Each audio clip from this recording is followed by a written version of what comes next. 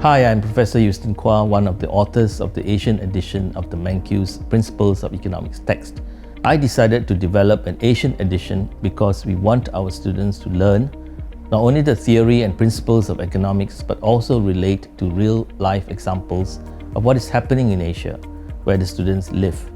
This is in contrast to the original Mankiw's book, which focuses on examples from North America.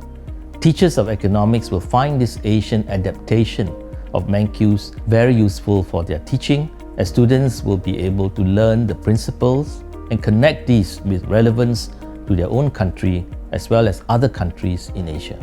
I've always been inspired by Professor Mankiw's work. He wrote a very good textbook with clarity and explanation of the principles and theories of economics, and the book contains good illustrations of these principles. I want our students to learn from this book, and I want to infuse the book with relevance to an Asian setting. Matters including global warming and climate change, environmental degradation and sustainable development are significant issues of our contemporary times. Not a day has passed or a page read that is not on these environmental issues. This third edition must have more materials and resources on such topics to enable our students and teachers to be kept updated on this significant malaise of our times. Hi, I'm Peter Wilson, the co-author of the Asian edition of Mankiw's Principles of Economics.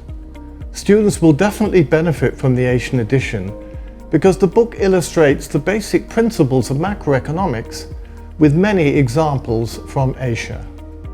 Students will be able to answer questions such as how Asian economies compare with the rest of the world in terms of economic growth, and why some places such as Singapore and Hong Kong, which are very open to international trade, have done better in raising living standards than relatively closed economies such as Indonesia and India. The Asian edition will also help us understand Singapore's economy in the midst of the COVID-19 pandemic. COVID-19 devastated Singapore, with real GDP in the second quarter of 2020 falling by 13%. Aviation, tourism and hospitality were badly hit. However, there will be a full recovery eventually. GDP growth for 2021 is presently forecast to be around 5 to 7%. Macroeconomic theory suggests the recovery will also have benefited by supportive monetary and fiscal policies, using fiscal resources built up over decades.